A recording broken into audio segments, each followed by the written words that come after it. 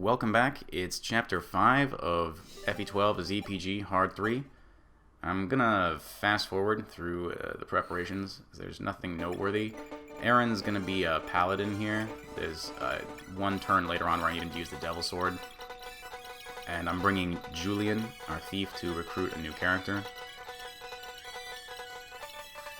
Cecile is back to Cleric for the healing.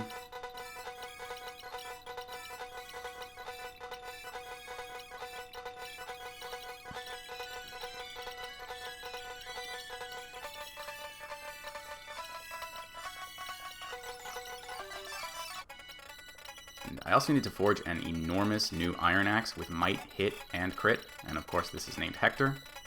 I'm going to get some extra money here as well, and we'll see why later. No spoilers. So the conceit of this map is that some thieves are running away from you, some ballista are covering your path to the gate, and some snipers are covering your path to a village in the northwest with the Hammerne staff, and that's also your route to chase the thieves. On lower difficulties, this pack of snipers in the northeast won't attack you unless you attack them, but on Lunatic, the entire pack moves to you if you enter the range of any of them. So you can see how that presents a problem when we need to get to this village in the northwest and we need to deal with all these thieves. One of them has a master seal that he drops when you kill him.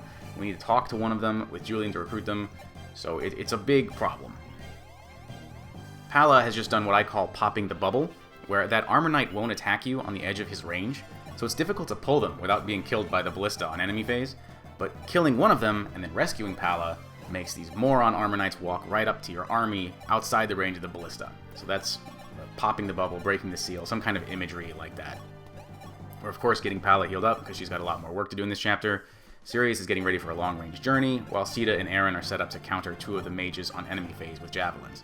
Ogma just recruited Barst, a fighter, who's pretty good in Shadow Dragon, and his stats aren't bad at all right here in a 0% growth context, but at level 5, there's really no long-term use for him. There's no way he's getting to level 10.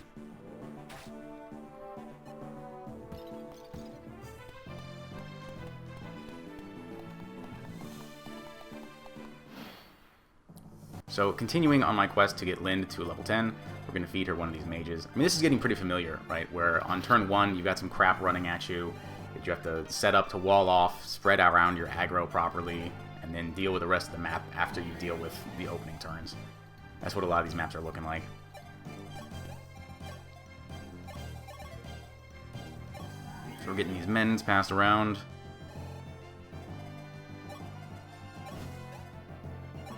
Hector's able to one-shot this mage. It's beautiful. Thank you, Pala. And Ogma comes in. Doesn't even need the Devil Sword to clean up this mage. Almost level 10. Other than that, like I was saying, this is the standard setup, right? We've got these Cavaliers coming in, so we're just setting up our wall with our frontliners and the making sure that the high priority targets, that is the low defense targets, are only going to get hit by one enemy. And in this case, that's Marth far off to the side, and he'll counter pretty hard with the rapier. Sirius is heading off to continue his journey.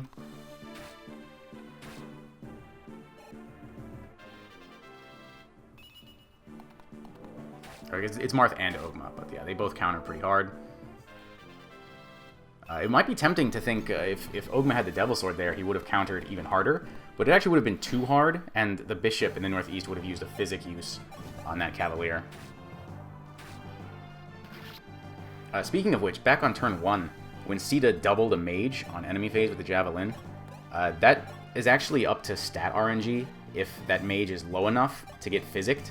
And it wasn't intentional, but on this run, that mage was tanky enough to be above half health, and so it didn't waste the physic use, which was nice. So Lind and the effective damage of the Wing Spear are able to take down that stupid Armor Knight. And then we're just mathing our way through the rest of these guys. You saw Sirius one-shot that thief with the Master Seal, which I sent back to the convoy. The problem here, though, is that Sirius is now in range to pull a pack of 4 Draco Knights in the middle of the map. But because of the placement of the rest of my army, only one of the Draco Knights is going to go after Sirius, and the other 3 will head towards my main forces.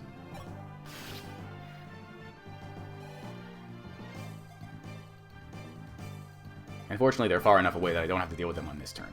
I get one more player phase to set up against them. so we have time to heal up and get in position.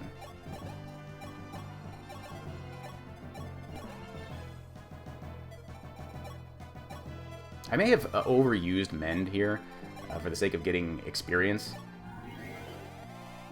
but you live and learn.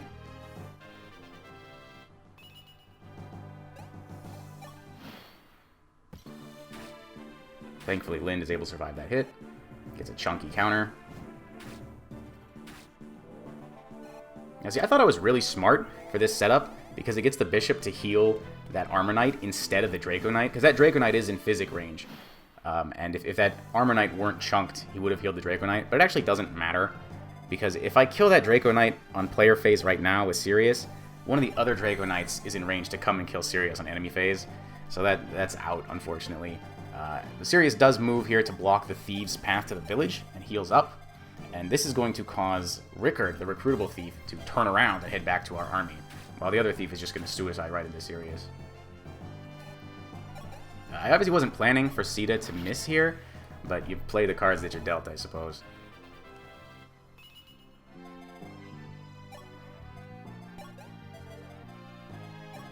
Pala is in position to fight 2 Draco Knights on enemy phase, which is really impressive. She's just a total monster. She'll be the only one taking any damage here. So we're just getting everyone else set up around her, getting healed up.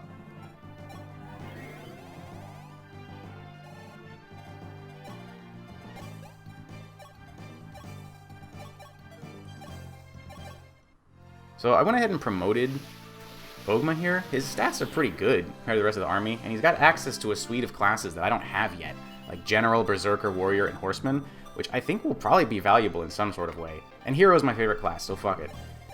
This promotion actually already comes in handy on this map, and we'll see that in a little bit. That physic use is just unavoidable, like I was saying. Sirius needs to have the Marcus Lance on to one-shot the Thieves. Even if I'd used a weaker weapon on player phase, that Thief would have been physicked instead. And then if I hit him with the Draco Knight with Marcus on this player phase, he still wouldn't die. Or sorry, on that enemy phase.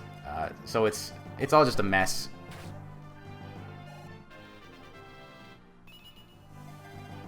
I think it was just... It seems like I wasted a use of Marcus, but I don't think there's anything I could have done.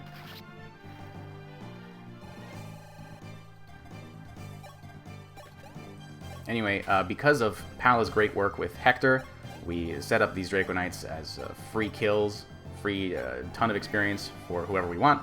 So gave one to Lind, of course. My pet project, getting Lind to level 10. And then this one, the Avatar actually set up a perfect kill for Sita to come in. And then the Devil's Sword showing its use. And that actually wouldn't have been a kill without promoting.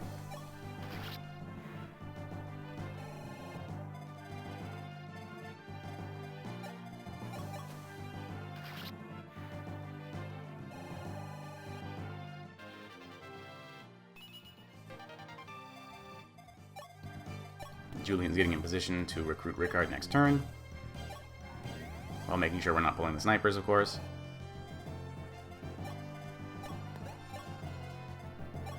Marth needs to keep moving towards the gate.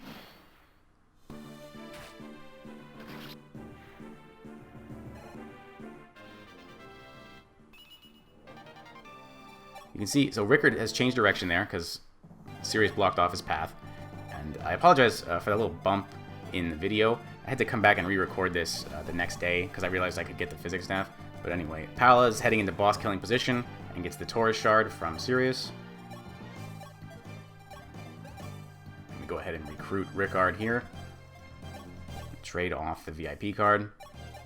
So actually on lower difficulties, you can recruit Rickard in turn 1, but on Lunatic they placed him farther away so that Julian won't be able to reach him on turn 1, which is just a dick move, but we got around it. You can let Rickard escape and recruit him in the next chapter, but protecting the village just kind of induced this solution naturally, and so it just seemed like the best thing to do anyway, because I need to protect the village with Sirius, so like it just kind of happened on accident. I was like, oh, I guess I can recruit him.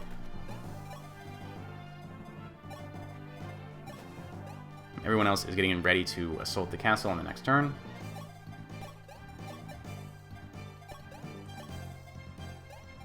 This miss from the ballista isn't necessary, of course. It would hit Marth for 17, and Militia mends for 18, which is what I do anyway to simulate Marth getting hit by the Ballista.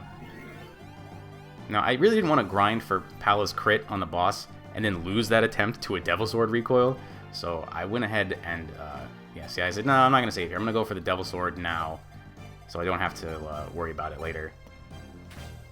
And it's what worked out, but if it had recoiled there, I would have just had to include the Devil Sword RNG in the save scumming instead. And that kill on the Ballista only worked because Ogma is promoted.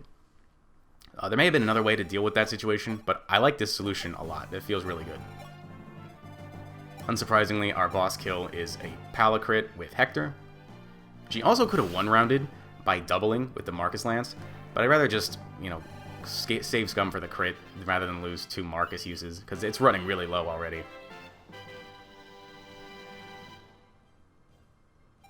Gemini gives us another point of strength / magic. That's nice. And then Sirius quickly puts the Heath Javelin as Pala's equipped weapon so that she can counter an enemy Javelin user on enemy phase.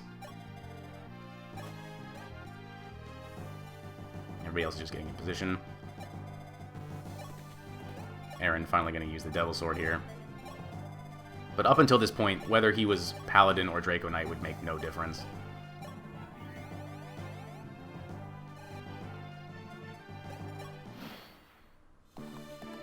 And the value of forging hit onto the Heath Lance is, you know, only going to continue to show its value. Landing all 4 of those hits was pretty important for what I want to do. Unfortunately, one of them has to get physicked, but that's just life. Pala and Sirius team up to exactly kill this sniper, which is an amazing accident, honestly. I just forged as much might as I could on Hector, and it's working out really well. Sita doesn't actually need this Star Shard here, but we're going to pass to Aaron, and so it's just a little trade chain. Yeah, that crit, of course, is unnecessary, but fine. Aaron grabs the Taurus Star Shard for +1 strength, so that he can exactly kill this Cavalier with the Devil Sword. Beautiful. And then Marth finishes this guy off. So I could have killed that Cavalier with Ogma and then seized here on turn 9, and I think this is an amazing clear so far. But unfortunately, I need to spend another 4 turns getting the Hammer and Staff from that village. That effectively gives me 12 more uses of Rescue, which is absolutely worth 4 turns. So that's just life. And Marth didn't move his full movement there, but even if he had, it would take the same number of turns to get to the village, so it was fine.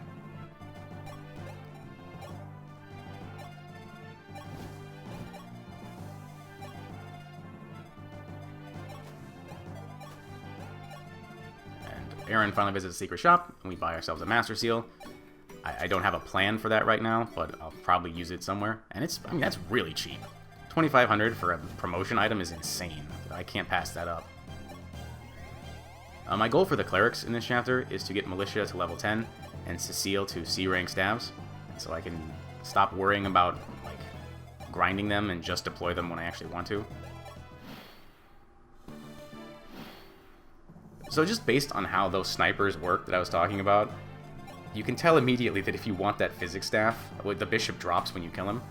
If you want that, it's going to have to be at the very end.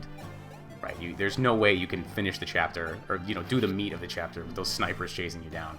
So, fortunately, Ogma and Pala have enough movement to get this set up at the very end of the chapter, while Marth is heading to the village.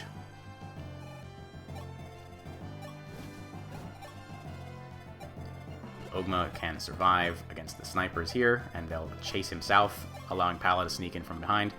I was actually a little over-eager and pulled them a turn earlier than I needed to, but it all works out the same.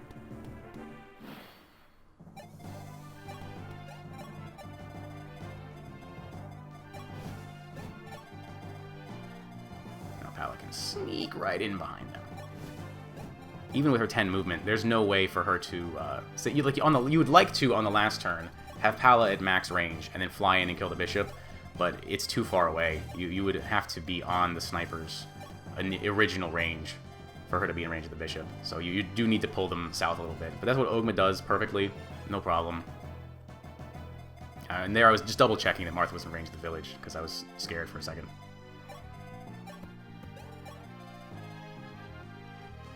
I find it interesting on this turn that the snipers all continue south when they're not in range of any of my units. Any one of them going north would have meant, you know, would have protected the bishop from Pala. She would have had to run away again. But they chose not to. They all went south, so whatever. We take those. And I use Heath just because I didn't want to use my more powerful weapons. I fast-forwarded in the emulator there, out of habit, sorry.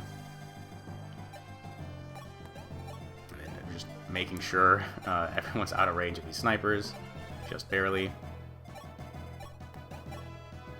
So again, I pulled these snipers a turn too early. I shouldn't have even had to worry about this, but whatever. And we can finally rescue Marth.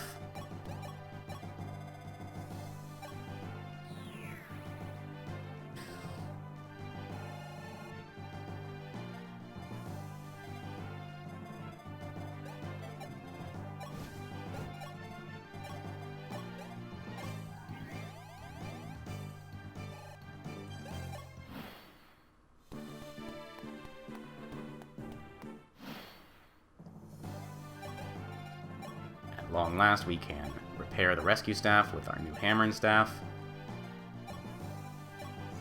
Alicia hits level 10, beautiful. And so yeah, she's a little over level 10. I probably could have healed instead of mending quite a few times. But fine. Same with Cecile. She got to D-rank stabs there, though. Perfect. And we seize to finally get out of this nightmare of a chapter in 13 turns. But again, the last 4 don't really count. They were just walking. The next chapter is nuts. I'll see you there, and thanks for watching.